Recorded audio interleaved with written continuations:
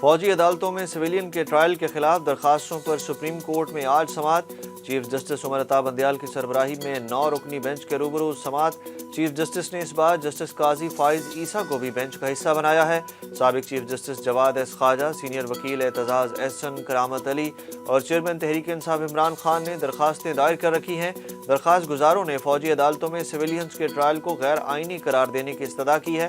درخواست کے متن کے مطابق فوجی عدالتوں کے فیصلوں کا بنیادی حقوق پر براہ راست اثر پڑے گا۔ وزیر داخلہ نے عمران خان کے خلاف فوجی عدالتوں میں مقدمہ چلانے کا اعلان کر دیا۔ رانا ثناءاللہ نے کہا کہ چیئرمین پی ٹی آئی فوجی تنصیبات پر حملوں کی منصوبہ بندی میں شامل ہیں، ان کے خلاف مقدمہ فوجی عدالتوں میں چلے گا۔ سویلینز کے مقدمات فوجی عدالتوں میں نہیں چلنے چاہیے، مگر فوجی تنصیبات میں داخل ہونے والوں کا ٹرائل فوجی عدالتوں میں ہی ہوگا۔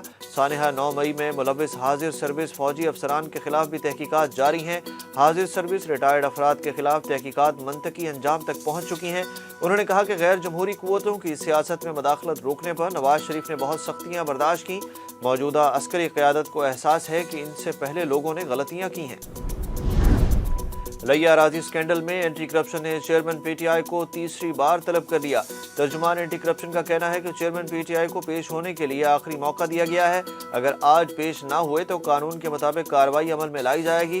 ترجمان کے مطابق سابق وزیر اعظم کی بہن اور بہنوئی کو بھی آج اینٹی کرپشن ڈیرہ غازی خان میں طلب کیا گیا ہے۔ اینٹی کرپشن کی جانب سے طلبی کا نوٹس کل زمان پاک کی رہائش گاہ پر چسپاں کیا گیا تھا۔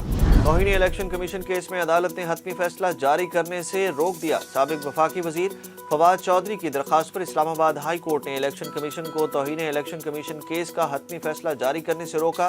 عدالت عالیہ نے حکم دیا کہ الیکشن کمیشن کیس کی کارروائی جاری رکھے لیکن حتمی فیصلہ نہ دے۔ الیکشن کمیشن کو نوٹس جاری کر کے جولائی کے پہلے ہفتے تک جواب طلب کر لیا گیا۔ اراکین کو جماعت سے علیحدگی پر اکسانے پر تحریک انصاف نے سابق وزیر دفاع پرویز خٹک کو شو کاز نوٹس جاری کر دیا۔ پی ٹی آئی کے سیکریٹری جنرل عمر ایوب کی جانب سے پرویز خٹک کو شو کاز نوٹس جاری کیا گیا۔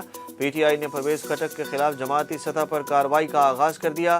انہیں اظہار وجوہ کا نوٹس جاری کرتے ہوئے ان سے 7 روز میں جواب طلب کر لیا۔ شو کاز نوٹس میں بتایا گیا کہ اگر تسلی بخش جواب نہیں ملا تو پرویز خٹک کے خلاف کارروائی ہوگی۔ گیس بحران ٹلنے کی امید پیدا ہو گئی۔ قطر سے منگوائے گئے L N G cargo Pakistan پہنچ گئے۔ سوئی صدرن ذرائع کے مطابق سمندری طوفان کی وجہ سے ایل این جی کارگو تاخیر سے پاکستان پہنچے۔ یہ ایل این جی سسٹم میں شامل ہونے سے گیس بحران ٹل گیا ہے اور پاور، کھاد سمیت تمام صنعتوں کی گیس مکمل بحال کر دی گئی ہے، جبکہ گھریلو صارفین کے لیے بھی گیس کا پریشر بہتر ہو رہا ہے۔ سوئی ناردرن حکام کا کہنا ہے کہ اس وقت گیس کے شارٹ فال کا سامنا نہیں ہے۔ ٹیل اینڈ اور پرانی لائنوں والے علاقوں میں گیس کمی انفرادی مسئلہ ہے۔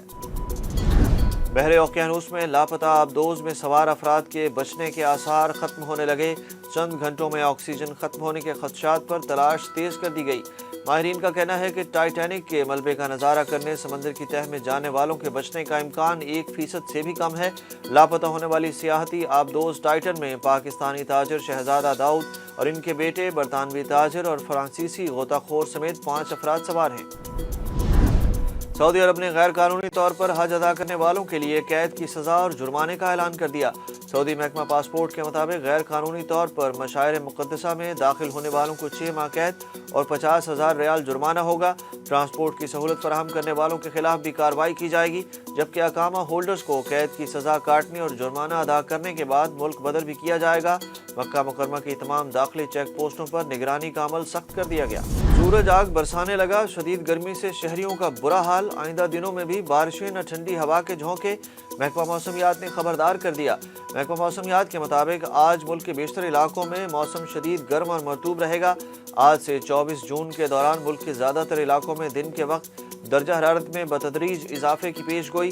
جنوبی پنجاب اور بلوچستان میں درجہ حرارت 2 سے 4 ڈگری سینٹی گریڈ معمول سے زیادہ رہنے کا امکان ہے۔